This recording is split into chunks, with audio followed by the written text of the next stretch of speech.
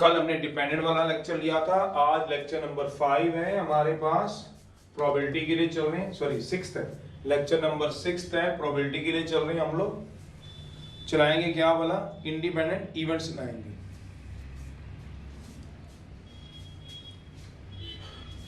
तो independent events क्या होते हैं, दो events A and B are said to be independent.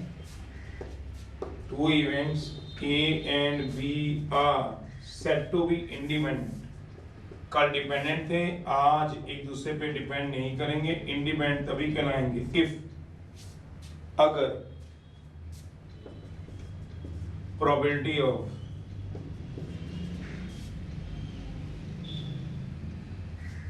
A into B, if probability of both the events, if probability of both the events,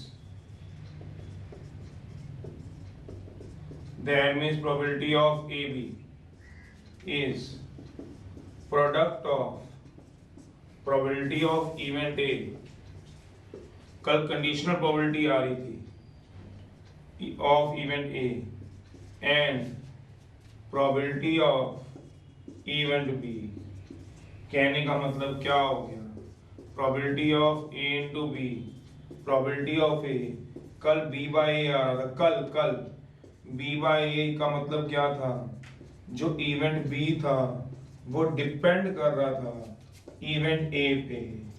आज ऐसा नहीं है, आज A और B दोनों इंडिपेंडेंट हैं, तो B by A नहीं आएगा, सिर्फ B आएगा।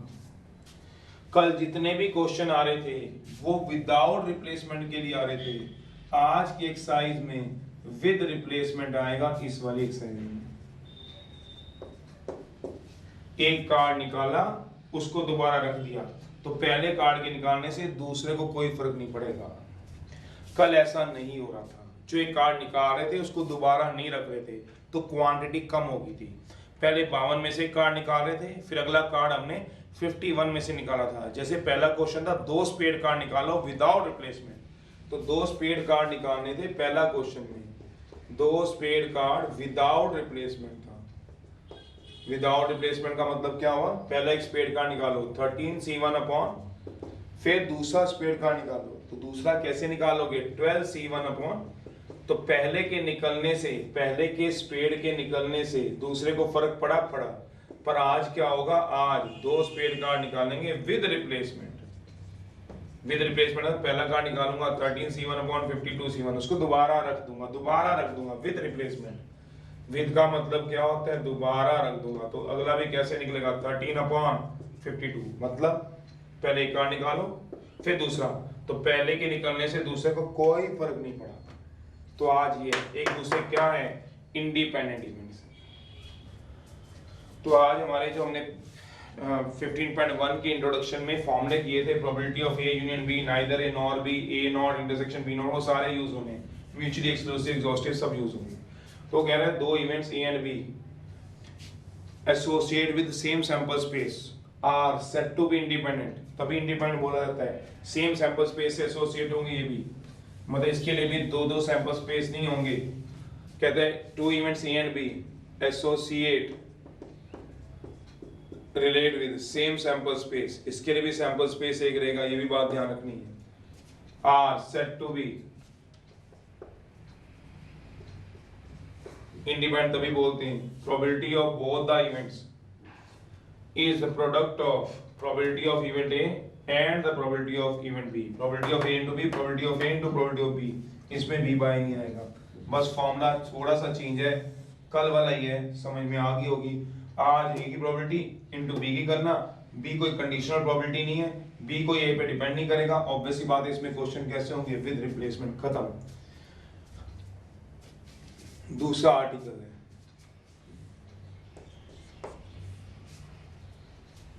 Probability of occurrence of at least one of the event, कम से कम एक इवेंट के होने की प्रोबेबिलिटी अगर निकालनी हो, probability of let A, B are two events हैं, कोई भी दो इवेंट मानो, दो से ज्यादा भी हो सकते हैं, मेरा मतलब इसके अंदर और भी फॉर्मूले आ सकते हैं। फॉर्मूले मतलब probability of A B C का क्या होगा, 3 इवेंट होगी, तो प्रोबेबिलिटी ऑफ ए कल बी बाय आ रहा था, कल सी बाय ए भी आ रहा था, ऐसा इसमें कुछ भी नहीं है, प्रोबेबिलिटी ऑफ सी खत्म। तो आप समझ ही होंगे, फॉर्मूला ना भी लिखवाएं तो आपका काम चल सकता है, अपने दिमाग से सोचो, जो कल अपने हाथ से एक्सरसाइज निकाल ली फिर तो कोई दिक्कत ही नहीं। Probability of A, probability of B, probability of C, probability of D, that's all. सबकी अलग अलग प्रोबेबिलिटी करके मल्टीप्लाई कर देना, चाहे 2 इवेंट आए, चाहे 3 आए, चाहे 4 आए। ये फॉर्मूला कल लिखवाया हुआ है, किसके लिए, डिपेंडेंट के लिए 15.2 में लास्ट लेक्चर में। इसमें किसके लिखवा रहे हैं, इंडिपेंडेंट इवेंट्स के लिए। वो कह रहा है A and B are 2 events हैं, देन प्रोबेबिलिटी लिखा हुआ है of occurrence of at least one of the event, at least one of the event, कम से कम एक इवेंट होने की probability, probability of occurrence of at least one of the event। कल भी क्वेश्चन आए, लास्ट सेक्शन में भी क्वेश्चन आए थे 15.1 में, तो at least one of the event होने की। 15.2 में भी आया 9th question, at least one event is equals to total minus probability of occurrence of none of the event. समझ में नहीं आया, बता रहा हूं। दैट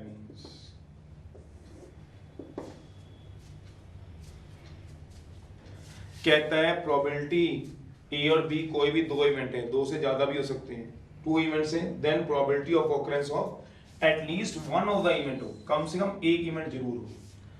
2 इवेंट में से कम एक इवेंट जरूर हो। जैसे एग्जांपल है, that means let A and B are 2 events हैं, associate with same sample space, एक ही सैंपल स्पेस से निकले हुए हैं, associate with same sample space. अभी फिलहाल अलग अलग सैंपल स्पेस की भी बात नहीं है हमारे पास, +2 लेवल पे एक ही सैंपल स्पेस है। तो देयरफॉर जो सैंपल स्पेस आएगा, ए बी दोनों इवेंट है, जिसका सैंपल स्पेस आएगा ए होगा बी होगा। ए बी कोई भी 2 काम है समझ लो, दोनों का होना, दोनों का ना होना, दोनों में से ए का होना बी का ना होना, ए का ना होना बी का होना, ये केस बनेंगे। जैसे कल हम बोल रहे थे, कम से कम एक, जो हमने कल 9th क्वेश्चन पढ़ा था, आप सोचो जरा, कल वाला 9th क्वेश्चन पढ़ा था, जो बॉल हम निकाल रहे थे, वो क्या था, एटलीस्ट 1 रेड बॉल होनी चाहिए, कम से कम एक रेड बॉल, या तो दोनों रेड होंगी या एक रेड होगी, रेड ब्लैक, रेड व्हाइट, इस तरह से हम निकाल रहे थे। तो आज वो क्या कह रहा है, कहता है 2 ए और बी 2 इवेंट्स हैं, associate with same sample space, then sample space क्या होगा, सोचो, ए और बी दोनों का होना, दोनों का ना होना, ए का होना बी का ना होना, ए इवेंट का ना होना बी का होना, मतलब किसी एक का होना या दोनों का होना। Then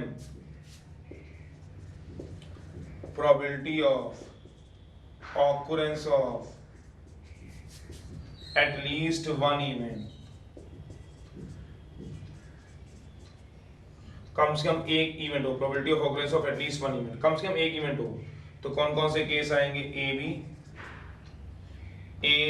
B not, A not B is equals to, कहते हैं 3 केस बनेंगे, सोचो 1 2 3, कम से कम एक का होना, कम से कम मतलब एक का होना, दोनों का हो जाना, ए का होना बी का ना होना, ए का ना होना बी का होना, is equals to total minus probability of none of event occur, कोई भी इवेंट अक्कर हो उसकी प्रोबेबिलिटी, मतलब टोटल मतलब पूरे सैंपल स्पेस में से ये वाला केस माइनस कर दो।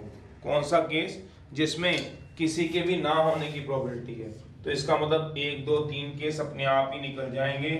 तो ये कहना चाहता है वो, अगर आप प्रोबेबिलिटी निकालना ही चाहते हो किसकी वाला, probability of occurrence of at least 1 of the event, चाहे वो ए बी हो, चाहे ए बी नॉट हो, ए नॉट बी हो, मतलब ये 3 ऐसे इवेंट है जिसमें कम से कम एक हो रहा है, is equal to total minus probability of none of the event occur, 1 minus इसको माइनस करा दो सारे में से, तो आपके पास जो बचेगा वो कम से कम एक की प्रोबेबिलिटी बचेगी, ये मतलब होता है।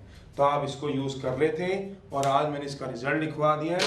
मेरा मतलब ये है कि 2 इवेंट हो, 3 इवेंट हो, 4 इवेंट हो, जैसे एग्जांपल ABC या 3 इवेंट्स हैं, कोई बात नहीं, एक बार और देख लो तो उसका सैंपल स्पेस क्या बनेगा वो भी देख लो, फिर मैं शुरू करूँगा। एक्सरसाइज तो बड़ी आसान सी है, कुछ भी नहीं है इसमें, इस बार फॉर्मूला सिर्फ चेंज है।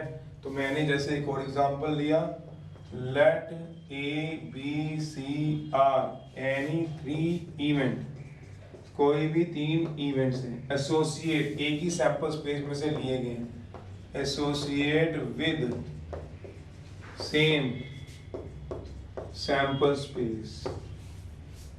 सैंपल स्पेस अलग अलग नहीं रखा, सैंपल स्पेस हमने एक ही रखा है, associate with same sample space है। देन जो सैंपल स्पेस होगा वो क्या होगा वो देख लो, पहले सैंपल स्पेस देख लो, एस क्या आएगा, ABC तीनों का होना, ABC नॉट किसी एक का ना होना, A not BC, AB not C not किन्हीं 2 का ना होना, और तीनों के तीनों का ना होना, ये बनेगा। आप चाहे कोशिश कर लेना, कुछ भी सोचिए। अब वो क्या कर रहा है, प्रोबेबिलिटी ऑफ ऑकरेंस ऑफ, वो ये कहना चाहता है एटलीस्ट लो वन ऑफ द इवेंट, कम से कम एक इवेंट हो। तो कौन कौन से केस आएंगे सोचो, कम से कम एक इवेंट हो, कम से कम एक इवेंट हो रहा है, कम से कम एक इवेंट हो रहा है, ए भी हो रहे हैं, सी नहीं हो रहा, कम से कम एक इवेंट हो रहा है, probability of A B not C, कम से कम एक इवेंट हो रहा है। तो ये सारे केस मुझे डिस्कस करने पड़ेंगे, A B not C not, probability of A not B C not plus probability of A not B not C, मतलब 1 2 3 4 5 6 7 केस डिस्कस करने पड़ेंगे इन पूरे 8 केसेस में से। या फिर आप इसको ऐसे भी लिख सकते हैं, और ये सारे के सारे केस डिस्कस करने की बजाय जैसे वहां बता रहा हूं, और total minus probability that none of event occur, none of event occur, मेरा मतलब 1 2 3 4 5 6 7 केस क्यों डिस्कस करें, उसकी बजाय मैं क्या कर सकता था, सारे सैंपल स्पेस में से, टोटल का मतलब होता है प्रोबेबिलिटी में 1 में से ये केस माइनस कर दो। ये केस मतलब none of the event occur, मतलब ना A हो ना B हो ना C हो। तो अगर पूरे में से ये हटा दूं तो यही तो बचेंगे, तो ये हटा दिया, तो ऐसे आंसर निकालो, ऐसे पहला क्वेश्चन। चलिए पहला क्वेश्चन है, ये मतलब है एटलीस्ट जब भी आए तो ये वाला लॉजिक लगाना, total minus none of the event, total minus none of the event. तो हमें किसकी प्रोबेबिलिटी निकालनी थी, A B not A not B not A not B, total minus probability none of the event, मतलब total मतलब 1 में से minus करा दो। मैंने वो यहाँ पे कहा, यहाँ पे 3 के लिए कहा। चलिए अब एक्सरसाइज शुरू करा रहा हूँ। एक्सरसाइज हमारी 15.3 क्वेश्चन नंबर फर्स्ट है। चलो बस फॉर्मूला मैंने बता दिया है, 2 events associate with same sample space है, सेम रैंडम एक्सपेरिमेंट है। इंडिपेंडेंट कब बोलेंगे सोचो जरा,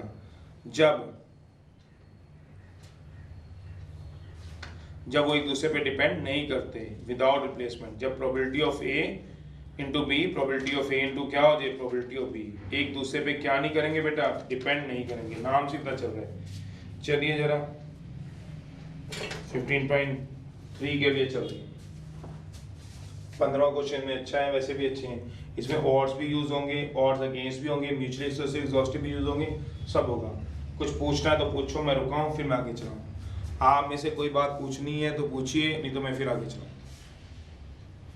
चलो ये रब कर रहा हूँ, 2 ये आर्टिकल है, एटलीस्ट 1 और ये वाला।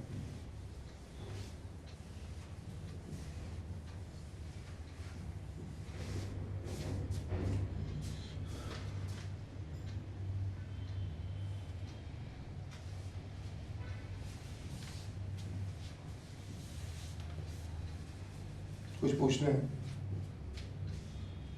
कुछ पूछना तो बोल दो, फिर मैं चलाऊं बेटा। चलिए first,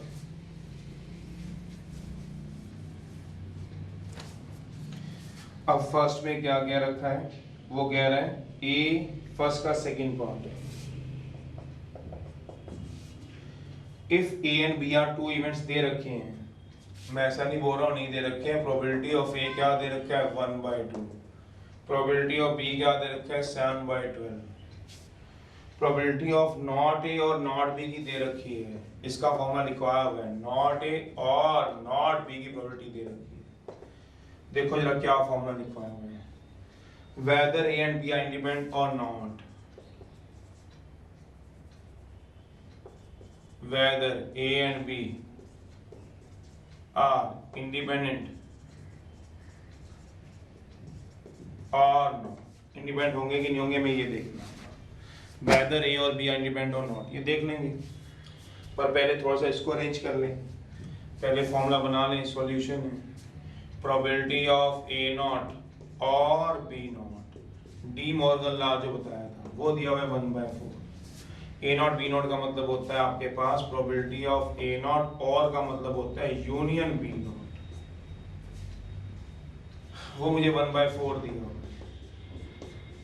A not union B not का फॉर्मूला क्या होता है, probability of A intersection B का whole not, probability of A intersection B का मतलब क्या हो गया 1 minus probability of A intersection B, ये दिया हुआ सोचो, नहीं तो ऐसे नहीं देखना तो ऐसे देख लो, प्रोबेबिलिटी ऑफ ए नॉट सुन लो, ऐसे ऐसे देख लो, एक ही बात है, अगर ऐसे समझ आता है तो ऐसे देख लो, probability of we know that, formula याद करो ए नॉट और B not, probability of A not और का मतलब क्या होता है सोचोगे तो यूनियन बी नॉट, तो बाय डी मॉर्गन लॉ से क्या हो जाएगा, इसको डी मॉर्गन लॉ लगाते थे, याद करो सेट्स का बताया भी, फॉर्मूला लिखवाया हुआ है, probability of A intersection B का होल नॉट, और इंटरसेक्शन बी का नॉट क्या लिखते हैं 1 minus probability of A intersection B, इसकी वैल्यू देखो कितनी दे रखी है सोचो, प्रोबेबिलिटी ऑफ ए नॉट और बी नॉट की वैल्यू कितनी दे रखी है 1/4, तो ये भी कितना आएगा कि 1/4, इसको इधर ले जाओ इसको इधर ले जाओ, तो क्या आएगा probability of A intersection B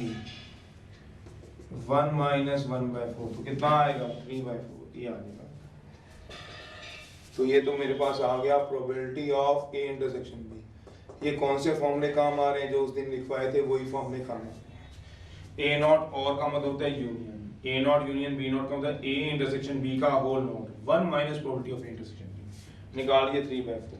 अब वो पूछ रहा है whether A and B independent होंगे कि नहीं होंगे, ना होंगे। जो इवेंट्स होंगे A and B are set to be independent, तभी इंडिपेंडेंट होंगे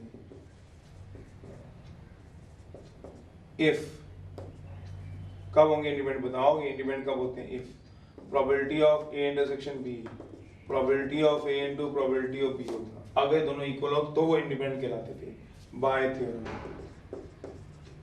तो करा लो value put, A intersection B की वैल्यू है, हाँ है, कहाँ है देखना जरा, कहीं ना कहीं दी होगी, ये क्या निकालिए तुमने, ये क्या आ गया 3/4, ए की वैल्यू क्या है 1/2, बी की वैल्यू क्या है सोचो 7/12, क्या इक्वल आ रहे हैं, नहीं आ रहे हैं, therefore events A, B are not independent। Independent होने के लिए ये वाली जो कंडीशन है आपकी, कौन सी वाली, ये क्लियर होनी जरूरी है, अगर ये क्लियर हो जाएगी तो इंडिपेंडेंट, नहीं होगी नहीं। थर्ड है, थर्ड क्वेश्चन, अभी चलाओ थोड़ा सा और चलाओ मेरे साथ।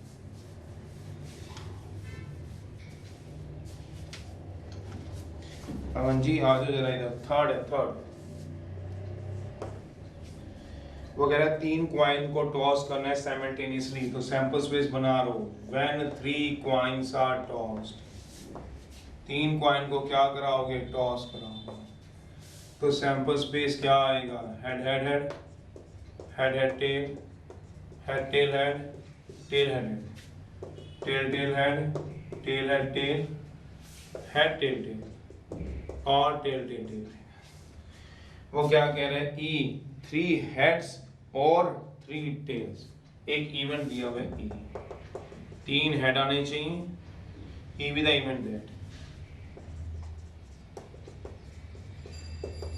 3 हेड आ जाए और 3 टेल आ जाए,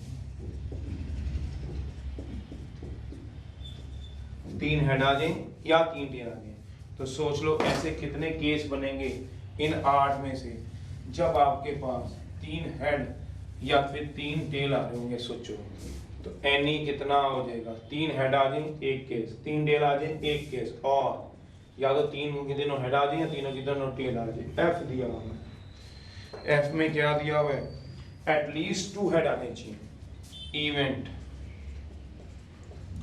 गेटिंग एटलीस्ट कम से कम 2 हेड तो रह ही रहे। चलो निकाल लेते हैं 2 हेड के केस कौन कौन से होंगे। इसमें आएंगे एच एच एच और टी टी टी। इसमें केस आएंगे 2 हेड तो रहेंगे कम से कम, 2 से ज्यादा भी हो सकते हैं पर 2 तो रहेंगे ही रहेंगे। तो क्या आएगा, एन ऑफ एफ कितना आ जाएगा 4। 4 ऐसे केस होंगे। सोचो at most 2 head, G with the event दिया हुआ है, एट मोस्ट 2 क्या आएगा हेड, ज्यादा से ज्यादा 2 हेड मिलेंगे। 2 हेड मिल सकते हैं एट मोस्ट ज्यादा से ज्यादा। तो ज्यादा से ज्यादा 2 हेड में कौन से केस आएंगे। सोचो ज्यादा से ज्यादा 2 से कम भी मिल सकते हैं बिल्कुल। एन ऑफ जी में कितने आएंगे, 7 केस आएंगे। ये लो 7 केस पूछा गया है। क्या ई और एफ, एफ और जी, एफ और जी, ई और जी आर इंडिपेंडेंट है क्या डिपेंडेंट है। Independent and which are dependent, कौन इंडिपेंडेंट है कौन डिपेंडेंट है, ये पूछा गया है। तो पहले इनके इंटरसेक्शन निकाल लो। सोचो ई इंटरसेक्शन एफ में कौन कौन आएगा। सोचो इन दोनों में पहले कॉमन देख लो, क्योंकि इंडिपेंडेंट की थ्योरम चेक करनी है तो एक ही कॉमन आएगा, एच एच एच। और एन ऑफ ई इंटरसेक्शन जी का देख लो, ई और जी में कौन कॉमन आ रहा है, ई और जी में, ई और जी में मेरे ख्याल से एक ही कॉमन आएगा। कौन वाला, टेल टेल टेल कॉमन आएगा, एक ही कॉमन आ रहा है मेरे ख्याल से, टेल टेल टेल एक ही कॉमन आएगा। फिर देखो क्या बोला, एफ और जी में कॉमन देखना कौन आएगा, एफ और जी में कॉमन, क्यों, ये इंटरसेक्शन है। इंटरसेक्शन अगर आपको नहीं ध्यान है +1 की तो कॉमन बता देगा कॉमन। देखो इन दोनों में कौन कॉमन है, एफ और जी में कॉमन काफी सारे होंगे। एक तो एच एच टी कॉमन है, फिर एच टी एच कॉमन है, फिर टी एच एच कॉमन है, इसमें 3 कॉमन है। अब एक एक करके चेक कर लो। सबसे पहला क्या पूछ रहा है, सबसे पहले पूछ रहा है आपसे ई और एफ इंडिपेंडेंट होंगे कि नहीं होंगे। सबसे पहला पूछ रहा है आपसे, ये मैंने सारा डाटा निकाल दिया। अब now E comma F events कब इंडिपेंडेंट होंगे, now events E comma F are set to be independent तभी होंगे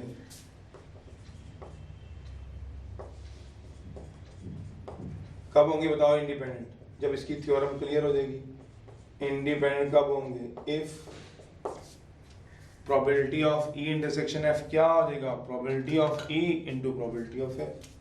probability of E intersection F का क्या हो जाएगा, सोचो, probability of E into probability of F कहता है ये हो जाएगा। अब इसकी थ्योरम में पुट करा लो वैल्यू। क्या इंटरसेक्शन एफ नहीं पता, पता है क्या बोला है intersection F 1 by total outcomes कितने आएंगे इसके अंदर 8। सोच लो टोटल आउटकम्स कितने हैं 8। तो अगर क्या हो जाए 1 by 8 equals to probability of E दिया होगा 2 by 8 और प्रोबेबिलिटी ऑफ एफ भी दिया होगा कितना वाला 4 by 8। कैसे ये लिखा हुआ है 1 by 8 equal to 1 by 8। Yes क्या होंगे इंडिपेंडेंट। ऐसे ही बाकी चेक करो, एक करके दिखाओ कौन से वाला कर लोगे। ई और एफ पूछा हुआ है, ई और जी चेक करके दिखाओ। सेकंड ई और जी चेक करो। ई जो इवेंट्स होंगे E and G are set to be independent. करो जरा से, इफ कंडीशन लगाओ इंडिपेंडेंट, देखो है कि नहीं। चलो कराओ प्रोसेस को कराओ जरा। 5th बस थोड़ा सा करा दें जरा, इधर आ जाओ मेरे साथ 10 तक चल लो जरा। 5th कराओ, 5th फटाफट से ये कराओ, मैं फिर 5th करा रहा हूँ।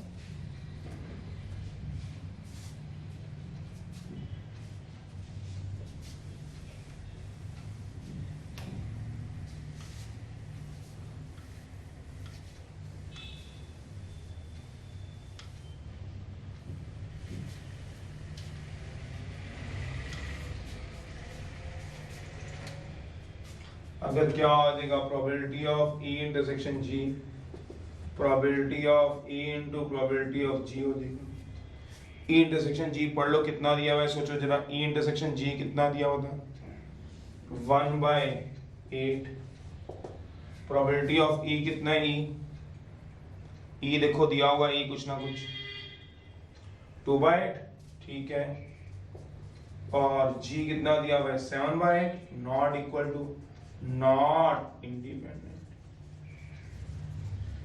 आएंगे, ये मतलब है आपके पास। फिफ्थ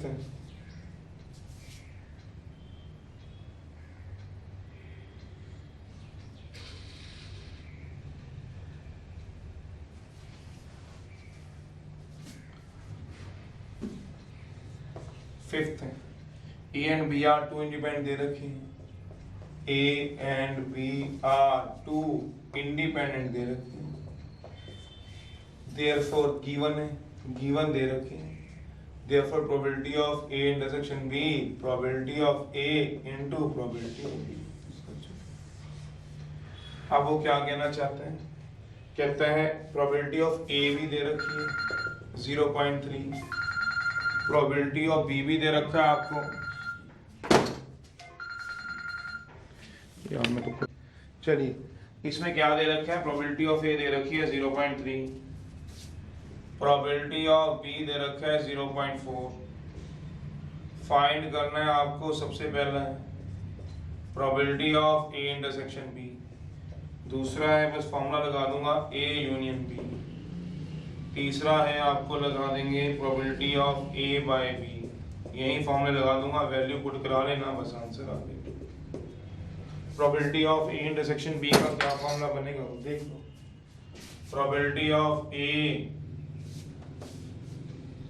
इंटरसेक्शन बी, ए भी इंडिपेंडेंट दे रखे हैं तो probability of A into probability of B 0.3 into 0.4, अगला दिया हुआ है ए यूनियन बी का निकाल लो,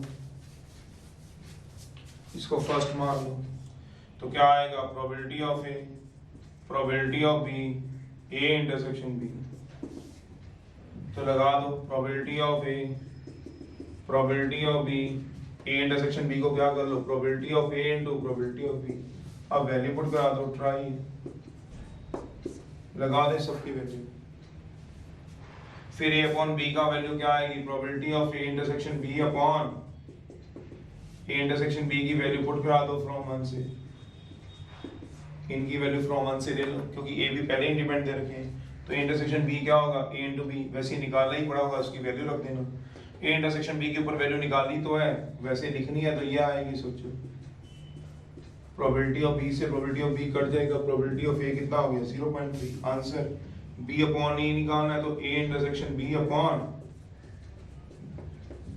प्रोबेबिलिटी ऑफ ए से काट दो, कितना रह जाएगा सोच लो, 7 है।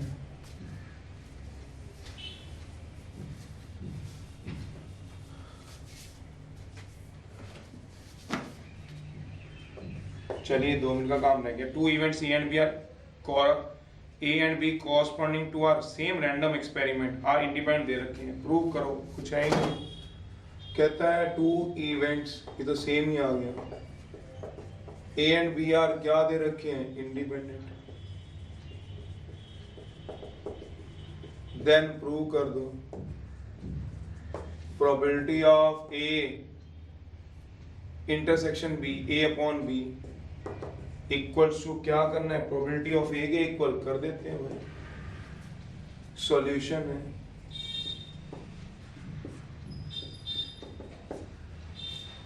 कहता है since A and B are independent given है, प्रूफ है, since A and B are क्या दे रखे हैं, इंडिपेंडेंट,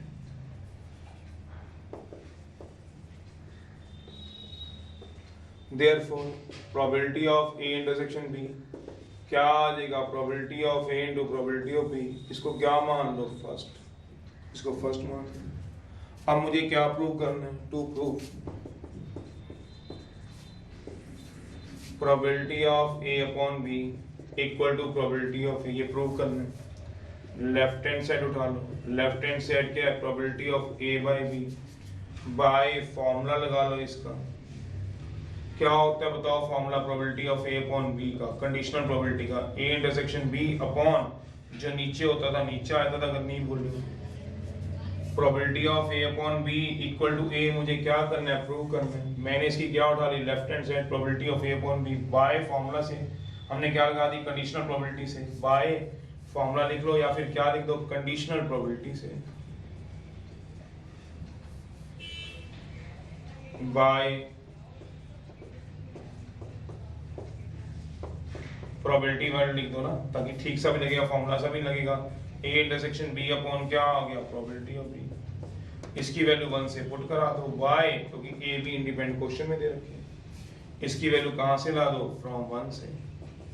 कितनी आएगी इसकी value probability of A into probability of B, नीचे कितना आएगा बताओगे, ये तो कट गया तो कितना आ गया आंसर आ गया, खत्म हो गया, ऐसे बोला गया उसने। वैसे तो पता ही है ये भी तो वही किया, ये भी तो वही चीज थी, सिर्फ लिखा थोड़ा सा ज्यादा, क्योंकि क्वेश्चन 1 या 2 नंबर में आया प्रूव दैट का, तो प्रूव कर दिया। Since A and B are क्या दे रखे हैं इंडिपेंडेंट, ए इंटरसेक्शन बी क्या होगा probability of A into probability of B. To prove क्या करना है probability of A upon B को probability of A left hand side उठा लो, probability of A upon B by conditional probability क्या लगती है probability of A intersection B upon probability of B, from 1 से 1 कहां रहा ये रहा, ये probability of A into probability of B cut जाएगा तो क्या रह जाएगा प्रोबेबिलिटी ऑफ ए, क्या आ जाएगा आंसर। चलिए 9th है, वो कह रहा है 3 कार्ड निकालने from well shuffle pack of card one after the other with replacement है, 3 कार्ड्स निकालने, टोटल नंबर ऑफ कार्ड्स कितने होते हैं वो तो सबको पता ही है 52, कार्ड निकालने कितने 3, all the 3 cards are of spade, तीनों के तीनों कार्ड स्पेड होंगे, जैसे मैंने अभी एग्जांपल में भी दिया था।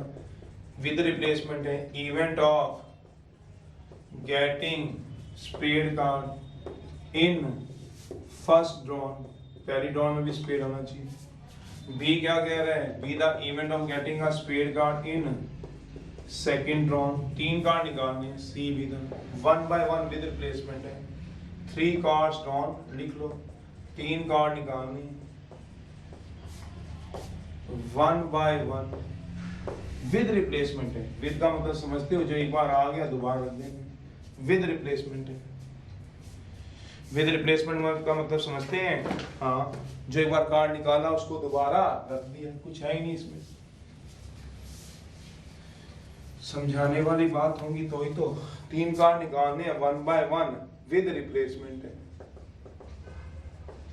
विद रिप्लेसमेंट का मतलब जो एक बार निकाला उसको दोबारा अंदर रख दिया, तो क्या आएगा सोचो probability of A into B into C, कितना आ जाएगा probability of A B C का मतलब probability of A, probability of B, probability of C, तो मतलब प्रोबेबिलिटी ऑफ ए क्या होगा पहला spade card 13c1 upon 52c1, दूसरा स्पेड कार्ड विद रिप्लेसमेंट है, तीसरा स्पेड कार्ड विद रिप्लेसमेंट, ये आंसर आ जाएगा। इसी का सेकंड पार्ट है,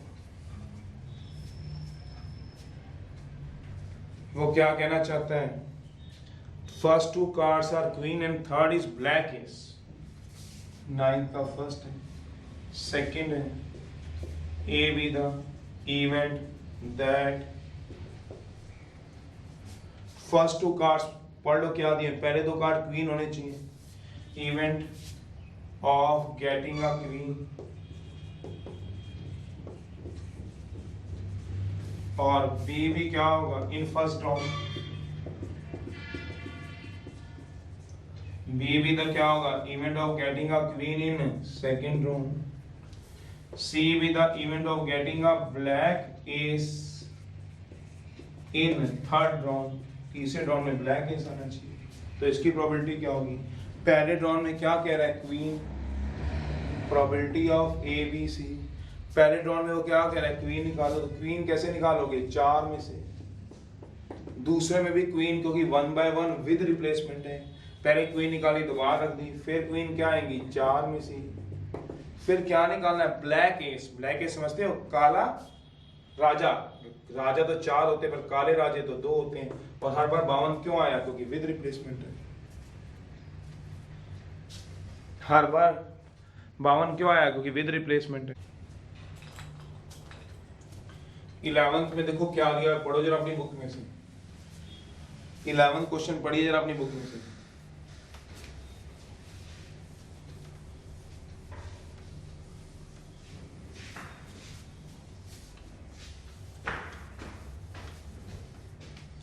तो 11th में क्या कह रहे हैं वो कह रहे हैं in the successive throws of pair of dice, एक पेयर ऑफ डाइस का सक्सेसिव थ्रो करो। 11th में कह रहे हैं when a pair of dice is thrown, तो सैंपल स्पेस क्या आता है? 1 1, सोच लो, 1 2 1 3 2 1 3 6 और लास्ट में चलते चलते 6 6। तो इसका सैंपल स्पेस में आउटकम्स बनते थे 36 टोटल आउटकम्स।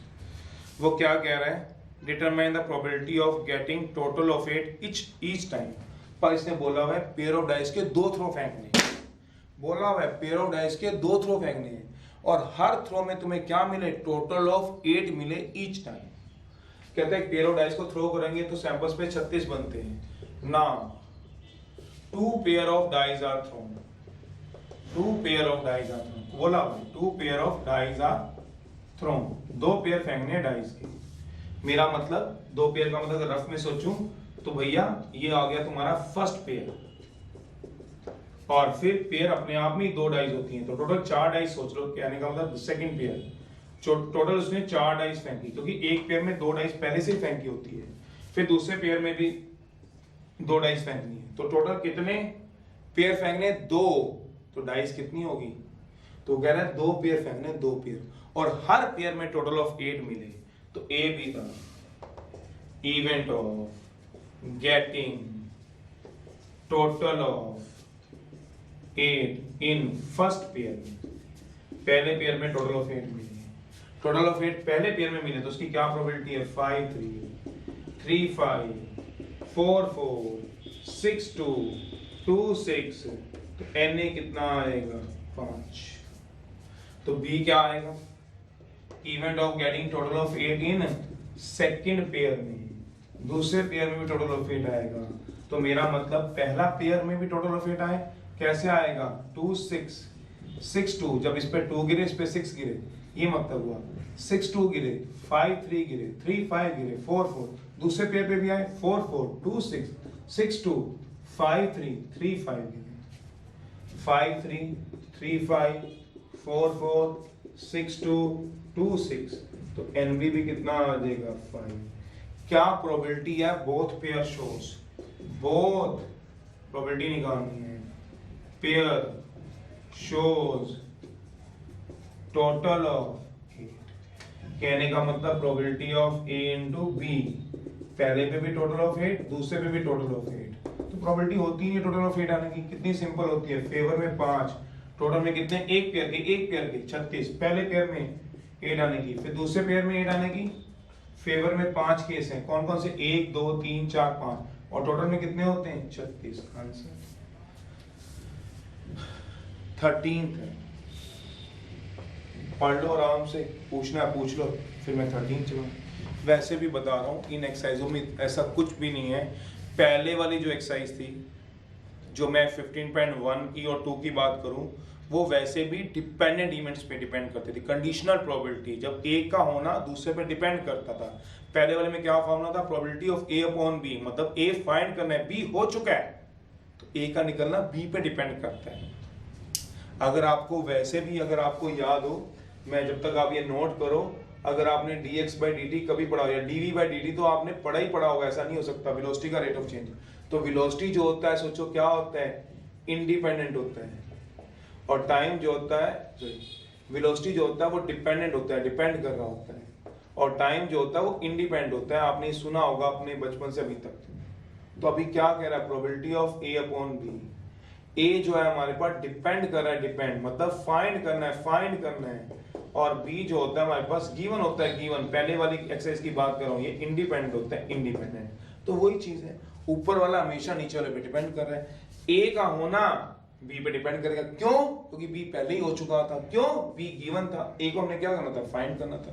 अगर आप याद करो, अब क्योंकि वो चीजें हो चुकी, एक्सरसाइज कर चुके, तो अब ये चीजें समझनी और ज्यादा इजी लगेंगी। यार वेलोसिटी का रेट ऑफ चेंज पढ़ा हुआ है हमने, एक्सेलरेशन। वेलोसिटी क्या होती थी, डिपेंड करती थी, टाइम इंडिपेंडेंट, टाइम किसी पे डिपेंड नहीं करता, टाइम तो इंडिपेंडेंटली मूव करता है, तो हमने बचपन से सुन रखा है।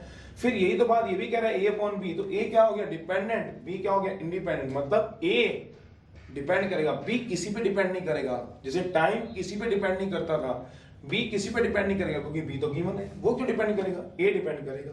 तो वो था। फिर हमने 15.2 पढ़ी, फॉर्मूले तो पढ़ने हैं, probability of A into B. इसी फॉर्मूले को हमने ऐसे पढ़ लिया, ए बी बाय ए, मतलब पहला इवेंट का होना, फिर बी मतलब बी का होना जबकि ए पहले हो चुका है, या ए के होने से बी को इफेक्ट होना। बी बाय ए का मतलब क्या था, इवेंट बी, मैंने रिवाइज करा दिया, डिपेंड करेगा, डिपेंड होता है ऑन इवेंट ए। और ये वाला पूरा टॉपिक ही किस पे चल रहा है, इंडिपेंडेंट इवेंट्स पे। तो इंडिपेंडेंट कब होता है, जब probability of A into B, probability of A into probability of A B. क्यों? पहले पेयर पे टोटल ऑफ 8 आना, 4 4 6 2 2 6 5 3 3 5। दूसरे पेयर पे टोटल आना 4 4 2 6 6 2। तो इसका आना इस पे कोई फर्क नहीं डाला ना, इसके आने पे इसको फर्क डाला। 13वां है, पढ़ लो चाहे। किसी के आने से कोई फर्क नहीं पड़ रहा, उनको हम क्या बोलते हैं, इंडिपेंडेंस। चलिए, when the probability that boy will get a scholarship, सीधा ही दे रखे हैं, सीधा दे रखे हैं, A be the event that boy get a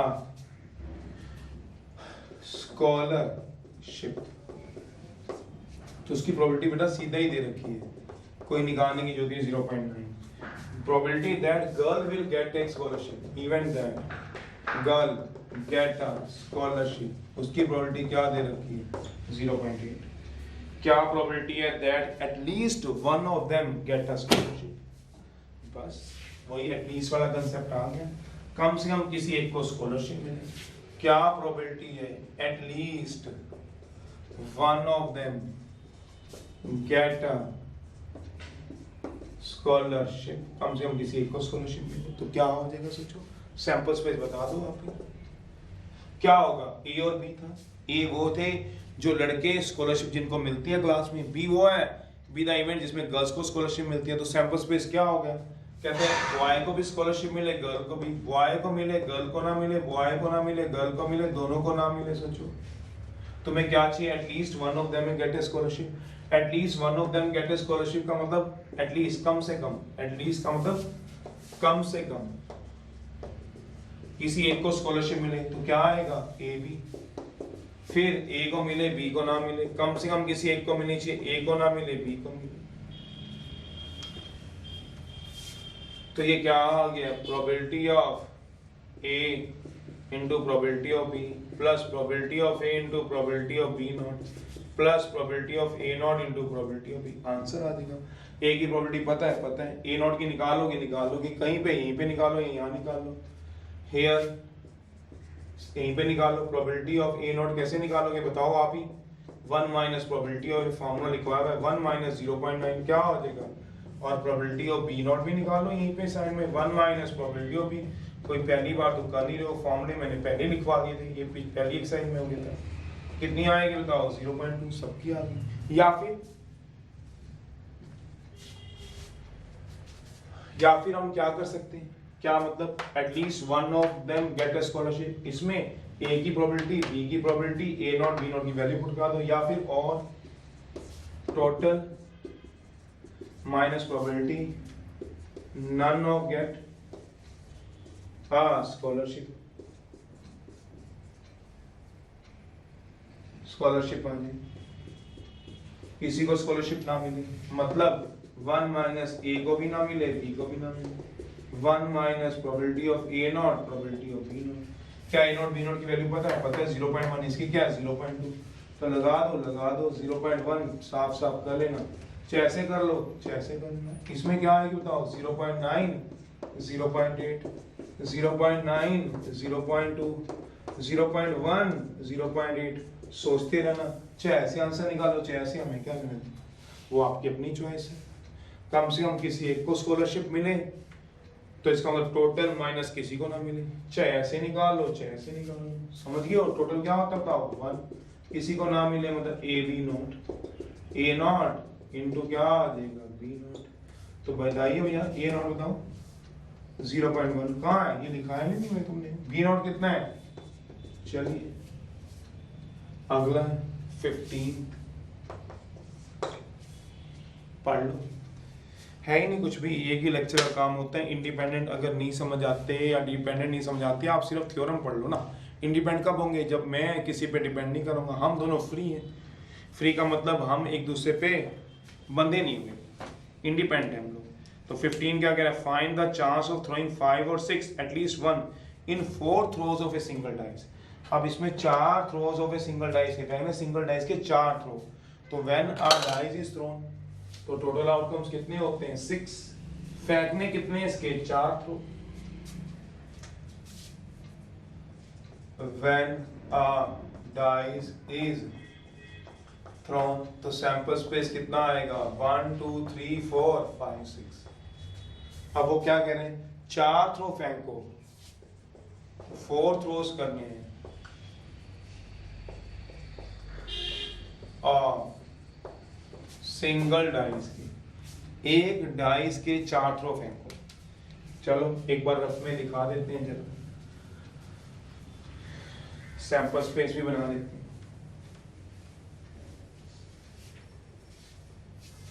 चलो देखो जरा, ये आ गया फर्स्ट थ्रो, ये आ गया सेकंड थ्रो, ये आ गया थर्ड थ्रो, ये आ गया फोर्थ थ्रो।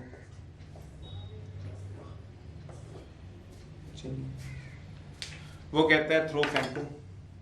अब मान लो मैं वैसे एक बार रफली आपसे बात करता हूं, तो वो क्या कह रहा है, कहता है 4 थ्रो फेंकने एक डाइस के, फेंक लो। मान लो आपके हाथ में एक डाइस है, ये मैंने मान लिया मेरे हाथ में क्या दिया हुआ है, डाइस दी हुई है, ये डाइस है, मान लो ये डाइस।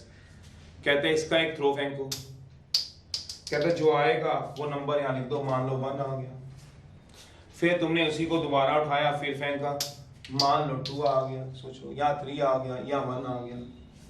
एक ही डाइस के 4 थ्रो फेंकने, पहला थ्रो, फिर दूसरा थ्रो, फिर तीसरा थ्रो, चौथा थ्रो। जब पहले थ्रो पे जो आएगा अपनी कॉपी में लिख लो, अपनी कॉपी में रफ में लिख लो, 1 आ गया, फिर 2 आ गया, फिर 3 1, फिर फेंका 4 आ गया, 1 आ गया, 4 आ गया, 4 आ गया, फिर फेंका 5 आ गया, 1 आएगा, 3 आएगा, 1 आएगा, 4 आएगा, 6 आएगा, 5 आएगा, 1 आएगा, 3 आएगा, 1 आएगा, 5 आएगा, 6 आएगा। सोचो कुछ भी कह लो, 1 1 1 1 आएगा, 5 5 1 6 आएगा, 6 6 5 6 आएगा। कुछ ऐसे थ्रो फेंकेंगे, सोच लेना। तो क्या कह रहे हैं, कम से कम एक थ्रो पे इन चारों में से कम एक थ्रो पे 5 और 6 आए। क्या कम से कम एक थ्रो पे 5 और 6 आ रहा है, नहीं, 5 और 6 आ रहा है, नहीं, 5 और 6 आ रहा है, नहीं, 5 और 6 आ रहा है, नहीं, तो ये केस नहीं लेना इस क्वेश्चन के हिसाब से। क्यों, एटलीस्ट 1 थ्रो 5 और 6, एटलीस्ट 1 थ्रो शोज 5 और 6। 4 थ्रो फेंको आराम से अपने घर पे, पहली थ्रो फेंको, फिर दूसरी थ्रो फेंको, फिर तीसरी थ्रो फेंको, आउटकम्स लिखते रहो। 4 में से किसी एक थ्रो पे अगर 5 6 तो ले लो, तो इसमें ना पहली ना दूसरी ना तीसरी ना चौथी थ्रो पे 5 6, इसको छोड़ दो। फिर एक बार देखो, पहली थ्रो पे 5 6 आया, नहीं, 5 आ जाए या 6 आ जाए, 5 एंड 6 नहीं है और 6 है, 5 या 6 आया, नहीं आया, ये भी छोड़ना पड़ेगा। 5 आ जाए या 6 आ जाए, आया है, एक थ्रो पे 5 और 6 आ गए। एक थ्रो पे कम से कम 5 और 6 आना चाहिए, ये केस लोगे, लेंगे। क्यों, एटलीस्ट 1 थ्रो, पढ़ लो, कम से कम एक थ्रो शो क्या करेगी 5 और 6। ये तो 5 शो करेगी या 6 शो करे तब भी ठीक, 5 शो करे तब भी। इसमें 2 थ्रो शो कर रही है, ये भी केस लोगे, लेंगे। क्यों, 2 थ्रो शो करें 5 और 6, ये केस लोगे, नहीं, कोई भी थ्रो 5 और 6 शो नहीं कर रही, ये केस लोगे, हाँ, कोई 3 थ्रो 5 और 6 शो करेंगे, ये केस लोगे, बिल्कुल। क्यों, 5 वाइज शो करे अच्छी, बस यही काम कह रहे हैं। तो ए बी द क्या मान लिया, A B the event of getting 5 और 6 in first throw, B B the event of getting in second throw. क्यों 5 और 6, क्वेश्चन को पढ़ो जरा। थर्ड थ्रो, थ्रो फेंकनी कितनी है, 4 throw, fourth throw, sample space क्या बनेगा, 4 थ्रोस फेंकनी है, सैंपल स्पेस क्या बनेगा, बना लेता हूं। चारों थ्रो के ऊपर क्या आ जाए, 5 और 6। किसी 3 के ऊपर आ जाए, एक के ऊपर 5 और 6 ना आए, रोटेशन भी दोगे, A B not C D, A not B C D. फिर किन्हीं 2 के ऊपर 5 और 6 आ जाए, केस बनाने पड़ेंगे, तो ये बीच में से मैं उड़ा रहा हूं। किसी 2 के ऊपर 5 और 6 आ जाए, 2 के ऊपर ना आए, A B not C not D, A B not C D not, A not B C D not, A not B not C D, A not B C D not. किन्हीं 3 के ऊपर 5 और 6 आ जाए, ए बी नॉट, किन्हीं 3 के ऊपर 5 6, देखो चारों के ऊपर 5 या 6 आ जाए, किसी 3 के ऊपर आ जाए, एक के ऊपर ना आए। अब 3 के ऊपर ना आए, एक के ऊपर आ जाए, A B C D not, A not B C not D, A B not C not D not, या चारों के ऊपर ना आए, सोचो, या चारों के ऊपर ना। ये सारे केस बनेंगे। हमें कौन से केस चाहिए, कम से कम एक थ्रो शो करेगी 5 और 6, कम से कम एक थ्रो शो करेगी 5 और 6, कम से कम एक थ्रो शो करेगी, इसमें चारों की चारों थ्रो 5 और 6 शो करिए, जैसे ये वाला केस है। 3 थ्रो 5 और 6 शो करिए, जैसे ये वाला केस है। 2 थ्रो 3 थ्रो 3 थ्रो 3 थ्रो, कोई 2 थ्रो 5 और 6 शो करेगी, ये वाला केस है। तो ये सारे आएंगे, कम से कम एक थ्रो शो करेगी 5 या 6, सोचो ये वाला केस नहीं आएगा, तो टोटल में से माइनस करा दो। तो हमें क्या चाहिए, probability at least one of throw shows 5 or 6 total minus probability none of throw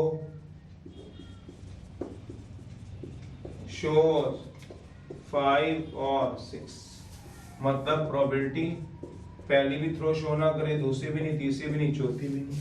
तो क्या देगा, probability of A not, probability of B naught, probability of C naught, probability of D naught, probability of A की क्या होगी, सोच लो। event of getting 5 और 6 in first throw, फेंकना first throw, ये फेंकती है फर्स्ट थ्रो, 5 और 6 आने की प्रोबेबिलिटी क्या होगी, अगर आपको पता चल जाए तो 5 और 6 को फेवर कितने करेंगे, सोचो, अपॉन टोटल कितने होंगे, सोचना पड़ेगा। फेवर में 2 हैं, क्यों, ये तो 5 है, 6, टोटल कितने हैं, 6, क्यों, फर्स्ट थ्रो की बात करें, पहली थ्रो फेंकी, पहली थ्रो फेंक रहे हो मतलब एक डाइस फेंक रहे हो, एक डाइस में 5 और 6 आने की प्रोबेबिलिटी कितनी है, 2/6, सोच लो। सेकंड थ्रो फेंक रहे हो, सेकंड थ्रो तो एक डाइस फिर फेंक रहे हो, उसमें 5 और 6 आने की प्रोबेबिलिटी कितनी है, 2/6, क्यों 2/6, फेवर में 2, टोटल में 6। फिर तीसरी थ्रो में 5 और 6 आने की प्रोबेबिलिटी 2/6, फिर चौथी थ्रो में भी 5 और 6 आने की प्रोबेबिलिटी 2/6, सोच लो। अब ना आने की प्रोबेबिलिटी निकाल दो, सोचो, वो यहाँ वैल्यू पुट करा दें। वो कह रहे हैं एक डाइस के 4 थ्रो फेंकने हैं, ये पहला थ्रो फेंका है एक डाइस का, फर्स्ट थ्रो ऑफ 1 डाई, एक डाई का, फिर ये भी सेकंड थ्रो ऑफ एक डाइस का, थर्ड थ्रो ऑफ एक डाइस का, फोर्थ थ्रो ऑफ एक डाइस का। तो कुछ ऐसे केस बनते हैं कई बार चारों थ्रो पे 5 और 6 ना मिले, कुछ ऐसे केस बनेंगे जब 3 थ्रो पे 5 और 6 मिल जाए, कुछ ऐसे केस बनेंगे जब 2 थ्रो पे 5 और, कुछ ऐसे केस बनेंगे चारों पे 5 और 6 मिल जाए, बस। तो मैंने ये रफ में बना दिए थे आपको। अब मैंने इसका सैंपल स्पेस भी बना दिया। सैंपल स्पेस क्या हो गया कि चारों के ऊपर 5 और 6 मिल जाए, किसी 3 के ऊपर मिल जाए, किसी 2 के ऊपर मिल जाए, किसी एक के ऊपर और किसी के ऊपर ना मिल जाए, ये चीज थी। चलिए ये भी मैंने बता दिया आपको। अब क्या करना है, टोटल माइनस कोई भी डाइस शो नहीं करेगी 5 और 6, तो फिर क्या आएगा, 1 minus probability of A not, probability of B not, probability of C not, probability of A. क्या है पहले ये सोच लो, ए क्या कह रहा है, इवेंट ऑफ गेटिंग 5 और 6 इन फर्स्ट थ्रो, पहली थ्रो में 5 और 6 मिल जाए, पहली थ्रो में, तो 5 और 6 को फेवर कितने करेंगे, 2, टोटल कितने 6, तो क्या आएगा 1/3। तो प्रोबेबिलिटी ऑफ ए नॉट निकाल लो साइड पे, यहीं पे निकालो, यहाँ पे निकाल लो। प्रोबेबिलिटी ऑफ ए नॉट वैसे बताने की जरूरत तो है नहीं, 1 माइनस 1/3, तो क्या आएगा 2/3, तो 1 माइनस 2/3, 2/3, या फिर ऐसे कर लो, अगर जगह नहीं है तो ऐसे कर लो। अब यहाँ पे तो जगह मैंने निकाल ली है, लो 1 minus probability of C, 1 minus probability of 3, बस आ गया। वैसे तो आप सीधा भी कर लोगे, आंसर आ गया। 1 माइनस 1/3 कितना हो गया? 2/3। तो आ गया 1 माइनस 2/3, 2/3, 2/3, 2/3, 81 माइनस 16/81, आंसर आ गया। सोच लो 65/81, बस ये करना है इस पूरी एक्सरसाइज में। घबराना नहीं इंडिपेंडेंट ऑफ इवेंट से। दो इवेंट कब इंडिपेंडेंट होते हैं? जब probability of A intersection B, probability of A into probability of B, if A and B are two events associated with same random experiment, then two events A and B are said to be independent if उनकी जो probability of A into B होगा वो product होगी probability of A into probability of B. बस खत्म हो जाएगा।